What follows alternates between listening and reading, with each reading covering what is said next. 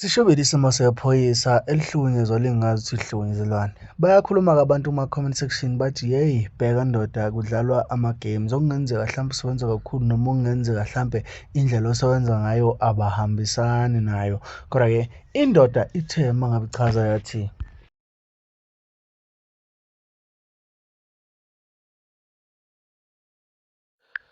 nina besilo nina bakanogwaja umhle ngomlenze bafowethu ayikho into ebuhlungu njengokubona amaphoyisa elwa odwa ngoba lokho kuphoqa ukuthi umphakathi awufunde ukuyivikela. Lezi ithombe ubona ngiyifake lapha nje, le bhakhe emhlophe ibihamba mina ithathiwe ke izolo ngiphuciwe. Ngiphucwa yini? Ngiphucwa amanye amaphoyisa. Kodwa-ke istory sithi-ke ngoLesihlanu ngithatha i-standby. ngoLesihlanu ngicishe ngathenda i-accident lapha ngaseZulu Rock. Ngize ngicishe ngabuye ngafika endlini cishe ngo-10:30 ngifika endlini. Right, ngumuntu ozofika umgqibela u-attenda amacala e-record neck, e-Vryheid, bese ngiyenhlazatshe lapha kwaNsimbi. Kunamacala awuthiwa active, le-theft ne-defamation of character. Hhayi-ke vele le-theft ine-information ngoba phela u-complainant bengifonele ngoLesihlanu wathi unomkhondo wempahla zakhe. Hhayi, ngizokulekelela ngakusasa ngoba sasiqinekile ngoLesihlanu. So ngivuke ngomgqibelo okuwumhla ka-15 March 2025. Ngithi shuye eVryheid ngifike ngibhalise. Uma sengisuka eVryheid, isondo angahlatshwe insimbi. Hayi, ngishintshe ngifake isipele. So ngenxa yecondition kaMasondo ngithi ngeke ngibuye endlazatshe, isipele angisenaso. Ngithi hayi ngifonele ingeke engiyaziyo lapha eMondlo. Ngithi hayi ngizamele isondo, hayi ngilithole ke isondo. Athi umuntu hayi ngisendleleni ebuye eNquthu. Ngothi mase ngibuyile ngikutshela uzolanda. Hayi-ke shuthi-ke ngifonele inhlazatshe, ngiyapostpone manje. Ngoba hayi-ke ngicishe ngiyoqhamuka kusasa.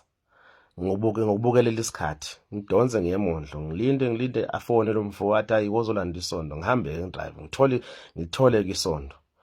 Hayi, ngumuntu ozovuka ekuseni akhanda isondo ahambe ukwenza umsebenzi ngoba phela ngi-standby. Mase ngibuya ngindlule lapha kuleli gogo elingale nje kwemoto, ngithenge lapha ama-chips nekota leg. Ngithe nje ngisathenga kanjalo na umngane wami la uqhama ngemoto, ngiyambiza-ke ayafika pake la. Ngenxa yokuthi uhamba nabantu-ke ayisengena phakathi, ngithatha ukudla ngiyadla-ke ngihleli phakathi ngikhuluma nje naye. Imoto ukhiye nje uphakathi ngoba ngiseduze nje kwegogogo. Hhayi, ngithe nje ngisahleli kanjalo qhamukiyani amaphoyisa, iy'moto eziyi-2 zifike zime nje ngoba enye iblokhe kanje, khona-ke enye beyi-double cab. Hhayi, ziblokheke, hawu zime. Hhayi, nami ngisaqalaza ngibona behle baye emotweni. Omahla angibona ukuthi mhlawumbe khona into abayifuna kimi, ngiphume emotweni ngibeke i-takeaway ephekwe emoto nje. Hhayi, uma ngithi abantu engibaziyo vele ngithi hawu kapteni ninjani, hawu akasakhulumi ukuthi akasangiphenduli-ke nje ungiphendula. I-instruction esithi le moto ngiyayithatha iyahamba e-police station, abaphathi bakho bazoyithola e-police station. Uma ngithi yini akusakhulunywa lutho. Hayi, ngivele ngithi hayi no uma kunjalo mphathi ayikho into engizoyisho, ngizocela ukukhipha nje iy'mpahla zami-ke. Hhayi-ke ngikhiphe-ke iy'mpahla zami. Nakhona iy'mpahla zami akusiney'mpahla ey'theni, bekuyi-laptop, kuyilezi khama ey'bizwa ngojezabheli esuke nje iphethe even amakhadi nani. Ngithatha amadokethi. Hhayi-ke ngizofaka manje emotweni kamngani wami-ke manje ngithi hayi nto usuyongibeka phezulu-ke. Imoto kuthiwa iye khunjani, iye e-police station. Hhayi, ngingena emoto. Mase ngisengena emotweni ngithi hayi yazi kodwa manje inkinga manje i-reason angiyitholile and akafuni nabo ngiphendula. Hhayi-ke ngithi abangithatha bangise e-police station. Kufika kwami e-police station eMondlo, bafowethu ngila ngithathelwe imoto ka-A, ngithathela amaphoyisa la ekhaya, ihamba nephoyisa elukapteni elisebenza uLundi. Bekuyi-instruction yakhe futhi ukuthi akuthathwe imoto. So-ke ngizele lokho ukuthi mhlawumbe nedista ngithole i-reason. So umphathi obekhona-ke lapho, umphathi we-relief afonele la maphoyisa ebekade kuyisini. Hayi, bathi into esikhona abamazi ukuthi lo kapteni useshonephi, but enye into esikhona ukhiya waziwa manje, noma uhambe nawo bawubuze ukuthi mina no ukhiya athi mina ngikhiphe iy'mpahla ngashiya kanjalo, ukhiphe uvele u-ignition. Hhayi-ke umphathi obekhona athi ayikho into esizoyenza thina ngayo ngoba ayikho into esitshenwe yona, but into ongayenza buyele emuva khona kuyisini. hayi ngiphinde ngicela bafowethu ngidriveni futhi ngibuyisele kuyisini, ngibuyele kuyisini. Uma ngibuyela kuyisini, hayi mangifika emaphoyiseni ongatholile lo captain akasatholakali manje. Kuthiwa akazi ukuthi ushonile. Ngithi mina phela shonini ukuthi kwenziwe njani. Ngizamani ukumthola phethe kwenziwe njani ngoba phela ukhiye mayihambe nakho kulungile akuzange ukuthi itholakala ukhiye ngole omunye ngoba phela emoto inaso isipele siseDlarkstad. Hayi ngenze nami ama-phone calls ngitshela abaphathi bami ukuthi nayi inkingi ngidibane nawo la. Hayi bathi hayi bazo arrange ke. Hayi ke ngihlale mangisahleli khona uze kufika umasteshi kwaseMondlo. Naye afika isikhathi akhuluma nalaphoyisa bekhona ahambe. Hey ngijikele umnikazi wemoto ke manje lo bengihamba ngayo ethi into phela mina ngifuna ukuhamba kunezinto zami ngithi mina wendoda into ezongisiza ngithatha ngise police station ngcono ngizokwazi ukuthi phela ngicine ngazile isiphetho sendaba yemoto angidrive ke manje angibuyisele police station. Hayi mangifike epolice station hayi sengisho futhi hayi mphathi sengibuyile futhi umuntu othi akuthatha imoto akasatholakala lo captain and-ke kodwa kukho ngathi arrangement ukuthola lokhu ikhona. Hayi ke ngihlale ke police station hayi aphinde azabuye nomasteshi wakhona eMondlo. Hayi ngokuhamba kwesikhathi ngibona isikhathi siyahamba umnikazi wemoto ufuna ukuhamba ngithi into engizongisiza ngicela ukuthi ngenze entry lapho bese kuba cishe bese kushaya u11. Hayi ngithi ngicela ukwenza entry ngoba phela igcine le moto izobuzwa kimi ukuthi ihlukane kanjani nami. Ngibhala ke entry ngo11 and ngihleli ngoba ayikho into lo captain akabanikeza directive ukuthi akwenziwe njani ngami yabo. Hayi ke but igcina ivele indaba ethi ke mangizwa umphathi wami lobe ngimfonela ukuthi hayi imoto sizathi ithathwe ngoba ibingase tavern. Ngithi mina laphana ilokhu njani iparking kamasipala le premise evele emva kwemoto ipremise kamasipala eMondlo Mosleya and mina bangithole ngisemotweni ephambi kwalela gogogo leli and ngithi mina ke kulungile ngoba ngise police station aba decide phethe kwenziwa njani ngoba phela if kunento ethi ngidakiwe angithathi ngisesibhedlela ngithatha igazi ngiphethe isibhamu sikahulumeni asithathwe phela isibhamu ngiboshela amacala amadaniswa nokuthi ngiphethe isibhamu ngidakiwe.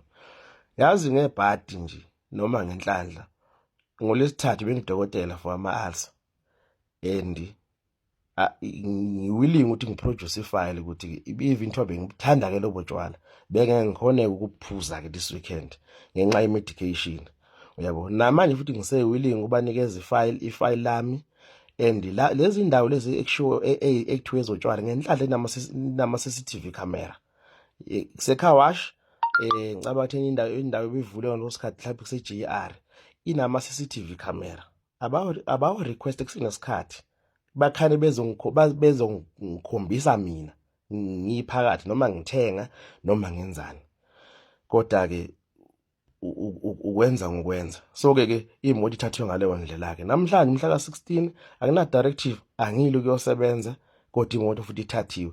Izathu ukuthathwa kwemoto namanje angasazi ngoba phela uma kunezathu kumele futhi kube nama actions athathwa akwazi ukuthi ube nama allegations awu-approve futhi ekugcineni into eyenzakalayo akayikhiphi directive ukuthi akwenziwe njani. Njengamanje amaphoyisa besekhona lapha ase-confused wonke manje ngoba nami ngibuza ukuthi yenzani phela into enifisa ukuthi yenziwe ukuze izole into izokwazi ukuphela uyabo. Hayi ke futhi kuphele kanjalo bafowethu angazi istate ngiyacabanga isona ehluleka ukuthi sitrain abantu but ke akusiyinkinga ngoba mhlawumbe inkinga zemali ukuthi isitrain abantu. Mina mina njengamanje ngcono ngimnikeze umuntu in-service training encane la elapha khona ukuthi emaphoyiseni is about taking responsibility and accountability. Awuyiqala into ongayazi ma ungayazi into uyaconsulta if usuyiqalile into futhi uyayiqedela yabo. Awuntsho ukuthi mina bengaze ngenza i-entry around 11 wena ayikho into oyibhalile ku-OB ayikho futhi directive oyinikeza amaphoyisa ukuthi akwenziwe njani imoto ithathelwa ini ayikho futhi nento oyibhale phansi uyabo. Into oyenzayo uthatha ukhiye unyamalala. So ke ngiyakunderstand ukuthi umsebenzi kuphazamisa kangakanani lokho kodwa ke akusikhono kwami lezi zimpi zijulile kodwa ke one day ngizoke ngichaze lento yama-camp ihamba kanjani ngoba lento yama-camp nama-territory ikhona kodwa ngichaze manje ngithola isikhathi uyabo futhi ngoba sengilekelela nange-evidence ngoba ngingathanda ukukhuluma into engenayo evidence Hayi kuningi kakhulu. Akusabaleki ke manje. Namhlanje umhla ka18 March 2025.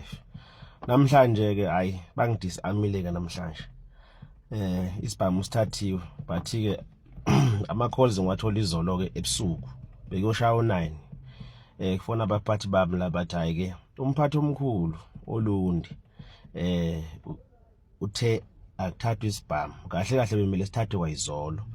Kodwa ke angazi kwenzakaleni ngoba bengikhona emsebenzini ngisiphethe futhi isibhamu. So asithathwanga ke izolo.